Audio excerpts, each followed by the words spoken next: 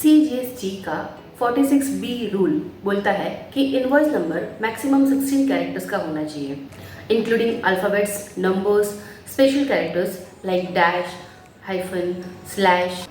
Consecutive serial number होना चाहिए और उस पर्टिकुलर फाइनेंशियल ईयर के लिए वो यूनिक नंबर होना चाहिए। तो मतलब से फॉर एग्जांपल अगर किसी इनवॉइस का नंबर आपने 011/2324/DM रखा है तो सेम सीरियल नंबर और सेम इनवॉइस नंबर आप किसी और इनवॉइस के लिए यूज नहीं कर सकते हैं। और कॉन्सिक्यूटिव सीरियल नंबर होना चाहिए, मतलब 11 के बाद आपको 0012/2324/DM ये इनवॉइस नंबर यूज करना है।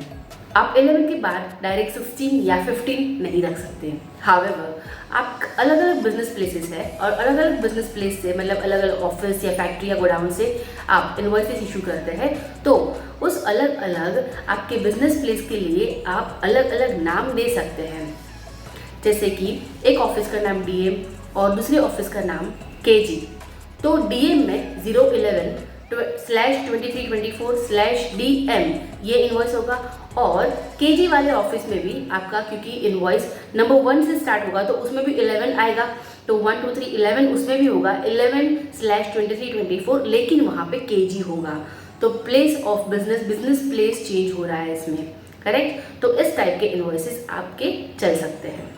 और यही बताते हुए GSTN ने 2019 में इनवॉइस नंबरिंग के लिए एक एडवाइजरी इशू किया था, जो हमें हर साल एप्लीकेबल है। हर फाइनेंशियल ईयर के बिगिनिंग में हमें अपना इनवॉइस नंबर रिसेट करना चाहिए। अगर हम इनवॉइसिंग के रूल्स फॉलो नहीं करते हैं तो हमें ई-वे बिल पोर्टल पे ई-वे बिल जनरेट करने में या फिर GSTR 1 फाइलिंग में प्रॉब्लम हो सकती है।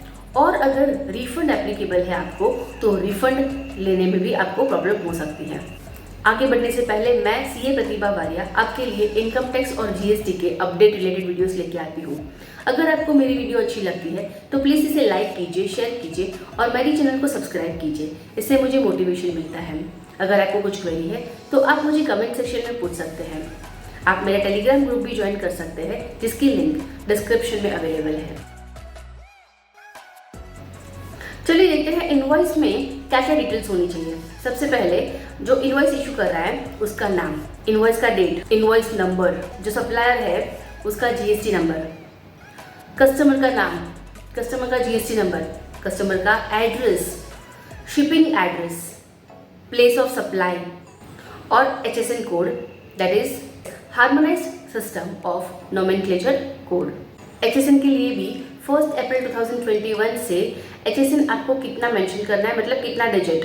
तो अगर आपका टर्नओवर 5 करोड़ से ज़्यादा है तो आपको 6 डिजिट का HSN कोड आपके इनवॉइस में मेंशन करना है। लेकिन अगर आपका टर्नओवर 5 करोड़ से कम है तो आप 4 डिजिट HSN कोड दिखा सकते हैं, वो भी सिर्फ B2B इनवॉइसेस के लिए। B2C इनवॉइस के लिए ये ऑप्शनल है, HSN कोड शो करे ना करे आपकी मर्जी। फिर और इनवॉइस में क्या डिटेल होनी चाहिए, आप जो प्रोडक्ट या सर्विस दे रहे हैं उसकी क्वांटिटी, उसका डिस्क्रिप्शन, फिर उसका जो मेजरमेंट रहता है वो मेजरमेंट, फिर आपका टैक्सेबल वैल्यू, आपने अगर कुछ डिस्काउंट उसमें ऐड दिया है तो वो डिस्काउंट कितना है वो भी आपको मेंशन करना है। प्लस आप कुछ एडिशनल साथ में उसमें ऐड कर रहे हैं, लाइक ट्रांसपोर्टेशन चार्जेस अगर उसमें आप ऐड कर रहे हैं तो वो भी आपको उसमें मेंशन करना है। फिर GST रेट और टोटल GST अमाउंट, और वो भी बाइफरकेट करना है आपको। विद इन द स्टेट है तो कितना CGST है, कितना SGST है with rate of GST, okay, और अमाउंट भी। और अगर आउटसाइड स्टेट है, that is inter state transaction है, तो आपको कितना IGST है और उसका GST रेट क्या है वो भी उसमें मेंशन करना है। और at the end signature of the supplier. ये है एक सिंपल GST इनवॉइस की डिटेल्स, जिसमें इतनी डिटेल्स होना कंपलसरी है। लेकिन आप इनवॉइसेस को पर्सनलाइज कर सकते हैं, हाँ, लेकिन आपको ये रूल्स तो फॉलो करने हैं। आप पर्सनलाइजेशन के लिए आप अपनी कंपनी का, आपके फर्म का एक लोगो लगा दीजिए, या फिर आप आपका इनवॉइस आपके लेटर हेड पे भी प्रिंट कर सकते हैं, एक्सेट्रा। आप पर्सनलाइज कर सकते हैं, लेकिन आपको ये कॉमन रूल्स तो फॉलो करने हैं। अब ये इनवॉइस कब इश्यू करना है उसकी भी टाइम लिमिट दी है। अगर आप गुड्स बेचते हैं तो आप जब गुड्स डिलीवर करेंगे या फिर गुड्स रिमूव करेंगे उससे पहले या उस टाइम पे आपको इनवॉइस इशू करना है। अगर आप सर्विस सप्लाई करते हैं तो सर्विस सप्लाई होने के 30 डेज के अंदर आपने इनवॉइस इशू कर देना है। और अगर आप कोई बैंकिंग कंपनी है या NBFC है तो तो आपको सर्विस देने के 45 डेज में इनवॉइस इशू करना है।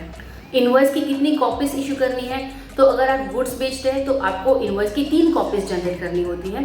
एक कॉपी आपके खुद के लिए, दूसरी आपके बायर के लिए और तीसरी ट्रांसपोर्टर के लिए। और अगर आप सर्विस प्रोवाइड करते हैं तो आपको 2 कॉपी इशू करनी है, एक आपके लिए और आपके बायर के लिए। अब ये जीएसटी इनवॉइस जीएसटी में जो नॉर्मल रजिस्टर्ड टैक्स पेयर है वो ही इशू कर सकते हैं। जीएसटी टैक्स इनवॉइस जिसे हम बोलते हैं वो सिर्फ नॉर्मल टैक्स पेयर ही इशू कर सकते हैं। तो फिर composition dealer GST invoice issue नहीं कर सकते? जी नहीं, उन्हें बिल ऑफ सप्लाई इशू करना होता है। तो चलिए देखते हैं इनवॉइसेस के कुछ और ऑल्टरनेटिव्स। सबसे पहले तो हम लोग ने बिल ऑफ सप्लाई देखा जो कंपोजिशन डीलर इशू करते हैं, क्योंकि कंपोजिशन डीलर इनवॉइस में टैक्स चार्ज नहीं करते हैं तो उसे टैक्स इनवॉइस नहीं बोल सकते, इसलिए उसको बिल ऑफ सप्लाई बोला जाता है। दूसरा होता है कंसोलिडेटेड इनवॉइस। अगर आप कुछ B2C सेल्स करते हैं जिसकी वैल्यू 200 रुपीज से कम है तो आप ऐसी सारी चीज़ों को एक ही इनवॉइस में कंसोलिडेट करके एक इनवॉइस जनरेट कर सकते हैं। That is why it is called consolidated invoice. And the next is receipt voucher. अगर आपको कोई एडवांस रिसीव होता है जिसकी आप गुड्स की डिलीवरी या फिर सर्विस फ्यूचर में प्रोवाइड करने वाले हैं तो उसके लिए आपको रिसिप्ट वाउचर इशू करना होता है। कुछ सिचुएशन में तो इनवॉइस में एंडोर्समेंट भी बताना पड़ता है, जैसे कि आपने कुछ एक्सपोर्ट किया या फिर सेल्स या सेल्स डेवलपर्स को सप्लाई किया।